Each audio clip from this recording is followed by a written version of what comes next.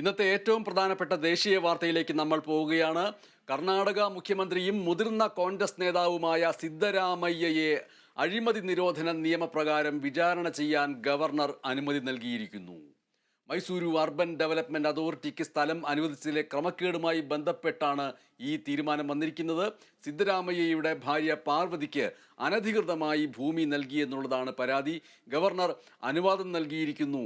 വളരെ പ്രധാനപ്പെട്ട വാർത്തയാണ്. പ്രത്യേകിച്ചും വിവിധ സംസ്ഥാനങ്ങളിൽ BJP നിയോഗിച്ചിരിക്കുന്ന ഗവർണർമാർ അതാത് സംസ്ഥാനങ്ങളിലെ കോൺഗ്രസിലെ മുഖ്യമന്ത്രിമാർക്കെതിരെയും അതേപോലെ CPMലെയും മറ്റു മുഖ്യമന്ത്രിമാർക്കെതിരെയും വലിയ രീതിയിലുള്ള പോരാട്ടം നടത്തിക്കൊണ്ടിരിക്കുകയും ഭരണം നടത്താൻ അനുവദിക്കാതിരിക്കുകയും ചെയ്യുന്നു അടക്കമുള്ള പരാതികൾ നിലനിൽക്കുകയാണ് കർണാടകയിൽ നിന്ന് ഗവർണർ ഈ ഒരു അനുവാദം നൽകിയിരിക്കുന്നത്. ആന്റണി അതിൻ്റെ പ്രാധാന്യം വ്യക്തമാക്കിക്കൊണ്ട് റിപ്പോർട്ട് ചെയ്യുന്നു. ആന്റണി. തീർച്ചയായും കർണാടക മുഖ്യമന്ത്രിയെയും കോൺഗ്രസിനെയും സംബന്ധിച്ച് വലിയ ഒരു തിരിച്ചടിയാണ് ഇപ്പോൾ ഉണ്ടായിട്ടുള്ളത്. ഈ 2005 ഈ കേസിന് ആസ്പദമായ ഒരു സംഭവം നടക്കുന്നത്.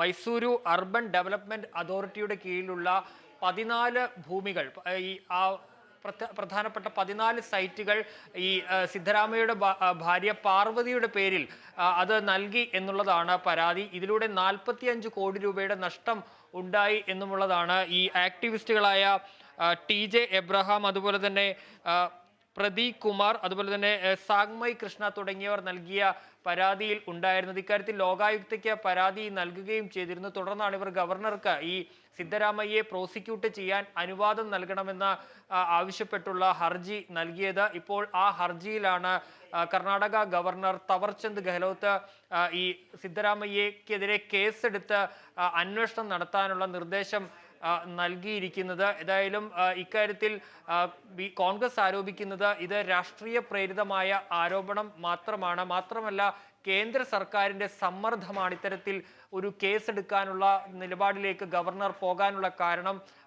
മാത്രമല്ല ഈ HD കുമാരസ്വാമി, അതുപോലെ തന്നെ യെദ്യൂരപ്പ അടക്കമുള്ളവർക്കെതിരെ ആരോപണങ്ങളുണ്ട്. അതിലൊന്നും ഒരു നടപടിയും സ്വീകരിക്കാത്ത ഗവർണർ ഇത്തരമൊരു നിലപാടിലേക്ക് പോയത് രാഷ്ട്രീയ പ്രേരിതമാണ് എന്നുള്ള ആരോപണമാണ് ഇപ്പോൾ കോൺഗ്രസും അതുപോലെ തന്നെ സിദ്ധരാമയ്യയും ഉയർത്തുന്നത്. ഇക്കാര്യവുമായി ബന്ധപ്പെട്ട് നേരത്തെ തന്നെ പോലീസും അന്വേഷണം നടത്തുന്ന സാഹചര്യം ഉണ്ടായിരുന്നു. അത് മാത്രമല്ല ഈ പൊതുപ്രവർത്തകർ നൽകിയ ഹർജിയിൽ ഒരു വിശദീകരണം ആവശ്യപ്പെട്ട് സിദ്ധരാമയ്യയ്ക്ക് ഗവർണർ നോട്ടീസ് നൽകുകയും ചെയ്തിരുന്നു. പക്ഷേ അതിന് അദ്ദേഹം മറുപടി നൽകിയിരുന്നില്ല. ഇതിന് പിന്നാലെയാണ് ഇപ്പോൾ അദ്ദേഹത്തെ സിദ്ധരാമയ്യക്കെതിരെ കേസെടുത്ത് അന്വേഷണം നടത്താനുള്ള ഒരു നിർദ്ദേശം ഇപ്പോൾ ഗവർണർ നൽകുകയും ചെയ്തിരിക്കുന്നത്. ഈ ഒരു തീരുമാനത്തെ സിദ്ധരാമയ്യ സർക്കാർ, മന്ത്രിസഭ എങ്ങനെയാണ് നേരിടാൻ പോകുന്നത്? തീർച്ചയായും ഇന്ന് വൈകുന്നേരം അടിയന്തരമായ ക്യാബിനറ്റ് യോഗം വിളിച്ചിട്ടുണ്ട്. ഈ ക്യാബിനറ്റ് യോഗത്തിൽ ഈ ഗവർണറുടെ തീരുമാനത്തിനെതിരെ പ്രമേയമടക്കം പാസ്സാക്കാനുള്ള ഒരു നീക്കമാണ് നടത്തുന്നത്. കാരണം ഗവർണറുടെ ഭാഗത്തു നിന്നുണ്ടായത് ഏകപക്ഷീയമായ തീരുമാനമാണ്, അതുപോലെ തന്നെ രാഷ്ട്രീയ പ്രേരിതമാണ് എന്നുള്ളതാണ് ഇക്കാര്യത്തിൽ കോൺഗ്രസ് ആരോപിക്കുന്നത്. ഈ സാഹചര്യത്തിലാണ് ഇതിനെ നേരിടാൻ ഒരു പ്രമേയമടക്കം പാസ്സാക്കാനുള്ള നീക്കമാണ് ഇപ്പോൾ കർണാടക സർക്കാർ ആലോചിക്കുന്നത്. വൈകുന്നേരം അടിയന്തര ക്യാബിനറ്റ് യോഗം ചേരും. മാത്രമല്ല ഈ ഗവർണറുടെ നടപടിക്കെതിരെ ഇന്ന് തന്നെ സിദ്ധരാമയ്യ ഹൈക്കോടതിയെ സമീപിക്കാനും തീരുമാനിച്ചിട്ടുണ്ട്.